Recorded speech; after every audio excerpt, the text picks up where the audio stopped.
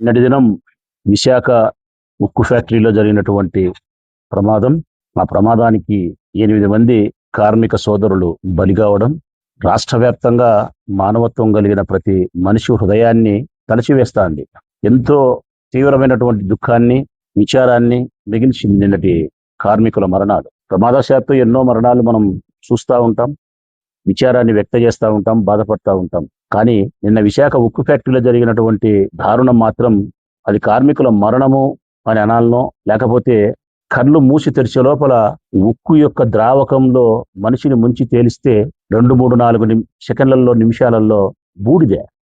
వారి కుటుంబ సభ్యులకు వారి యొక్క మృతదేహం అవశేషాలు కూడా మిగిలే పరిస్థితి లేనంత భయంకరమైనటువంటి ఘోరమైనటువంటి మరణాలు.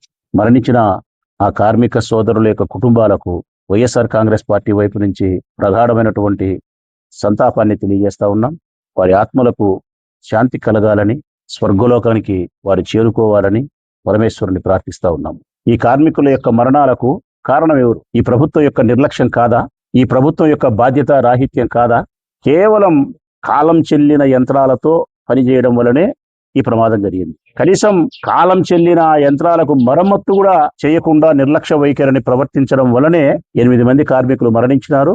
ఎక్కువ సంఖ్యలో హాస్పిటల్లో చికిత్స తీసుకుంటున్నారు. అంటే మరణించిన వారితో పాటు గాయపడే హాస్పిటల్లో ఉండే వారి కార్మికుల యొక్క జీవితాలను, వారి ఆరోగ్యాన్ని కూడా ప్రభుత్వం చాలా జాగ్రత్తగా పరిశీలించాల్సిన అంశం ఉంది. వారి పట్ల చాలా గొప్ప హృదయాన్ని ఈ ప్రభుత్వం ప్రదర్శించాల్సిన అవసరం ఉంది. అంటే రాజకీయాల పట్ల ఉన్న ఆసక్తి కార్మికుల యొక్క కుటుంబాల పట్ల గాని, వారి మరణాల పట్ల గాని ఈ ముఖ్యమంత్రికి శ్రద్ధ లేదు. అదే జగన్మోహన్ రెడ్డి గారు ముఖ్యమంత్రి ఉన్న సందర్భంలో ప్రజలారా గ్యాస్ లీక్ అయ్యి మరణించినారు. ఎల్జీ గ్యాస్ లీక్ అయ్యి 3 గంటలకు వినాడు ఆయన. ప్రమాదం జరిగిన 3 గంటలకే జగన్మోహన్ రెడ్డి గారు అక్కడికి వినారు. ఎక్స్గ్రేషియా ఈరోజు చెప్పినాడు, తెల్లవారి చెక్కులు డిస్ట్రిబ్యూట్ చేసినారు. జగన్మోహన్ రెడ్డి ప్రభుత్వం, మా ప్రభుత్వం, మీ ప్రభుత్వం, ప్రజల ప్రభుత్వం. ఈ రోజు ముఖ్యమంత్రి పరామర్శించడానికే పోలే 25 లక్షలు ఇస్తామని చెప్పినారు కేంద్ర మంత్రి వై. ఒక కార్మికుడు ఉక్కు ద్రావకంలో భస్మం అయిపోతే మీరు ఇస్తామని చెప్పేది 25 లక్షల. కార్మికులను పరామర్శించడానికి పోయిన లోకేష్ బాబు గారి యొక్క తీరు 100కు 100% సరైనది కాదు. ప్రజలారా చాలా మారాల లోకేష్ బాబు.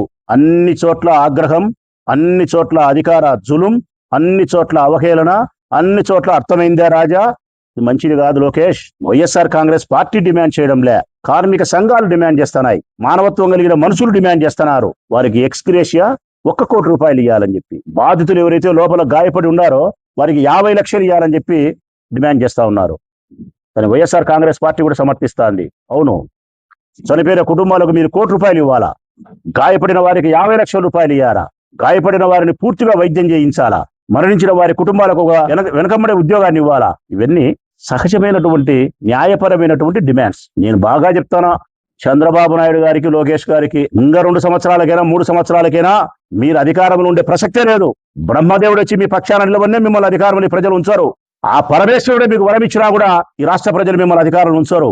ఈ ప్రభుత్వం పరిస్థితి అధ్వానంగా ఉంది. నా వరకు నేను వ్యక్తిగతంగా అయితే జగన్మోహన్ రెడ్డి గారి విజ్ఞప్తి చేస్తా ఉన్నా, నా మాట ఆయనకు చేరగలిగితే రేపొద్దున ఆయన విశాఖ బాధితులు పరామర్శించడానికి పోతున్నాడు. మేము మా నాయకునికి చెప్తా ఉన్నాం, మా నాయకునికి చేరవేసి సజ్జల రామకృష్ణారెడ్డి గారికి చెప్తాం, మీరు మాట్లాడండి నాయకునితో.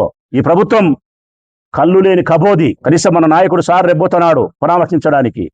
175 నియోజకవర్గాల నుంచి మేము సహకరిస్తాం పార్టీకి. 175 నియోజకవర్గాల నుండి ఇన్ఛార్జీలం సహకరిస్తాం. మన పార్టీ వైపు నుంచి బలమైనటువంటి ఆర్థిక సహాయాన్ని వారికి అందించండి, మేము సహకరిస్తాం.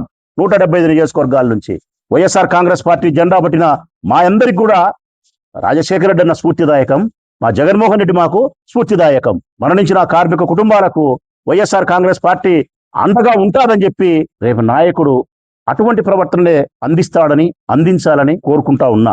ముఖ్యంగా లోకేష్ గారి యొక్క ప్రవర్తన, లోకేష్ గారి యొక్క తీరునైతే మాత్రం నేను పూర్తిగా తప్పుపడతా ఉన్నా. జగన్మోహన్ రెడ్డి గారికి రేపు పోతున్నారు కాబట్టి మేము సజ్జలన్న కూడా రిక్వెస్ట్ చేస్తున్నాం, ఫోన్ కూడా చేసి చెప్తాం. 175 నియోజకవర్గాల నుంచి మేము సహకరించడానికి సంసిద్ధంగా ఉన్నాం సార్. మన వైఎస్ఆర్ కాంగ్రెస్ పార్టీ వైపు నుంచి వారి కుటుంబాలను గట్టిగా వాళ్ళను ఓదార్చడానికి, ధైర్యం చెప్పడానికి, వారి కుటుంబాలను ఆదుకునేదానికి మీదైన శైలిలో పని చేయాలని మీ వెంట మేము నడుస్తాం అన్ని విధాలని చెప్పి మా నాయకునికి, మా జగన్మోహన్ రెడ్డి గారికి కూడా మేము తెలియజేయబోతా ఉన్నాం. Thank you. ఈ వివాహాది శుభకార్యములకు, పుట్టిన రోజులకు, మీటింగులకు అత్యాధునిక సదుపాయాలతో ప్రొద్దుటూరు వాసవి సర్కిల్ వద్ద నుంచి అతి సమీపాన మీకు అందుబాటు ధరలలో happy banquet AC function hall మీకు స్వాగతం పలుకుతుంది. మా ఫంక్షన్ హాల్ నందు వంట సామాగ్రి మరియు విశాలమైన కార్ పార్కింగ్, అతి తక్కువ మెయింటెనెన్స్ ఖర్చుతో ఏ ఫంక్షన్ అయినా మా happy banquet AC function hall నందు జరుపుకొని ఆనందాన్ని పొందండి. బుకింగ్ కొరకు సంప్రదించండి. మా సెల్ నంబర్ 9100600238 7799 000211.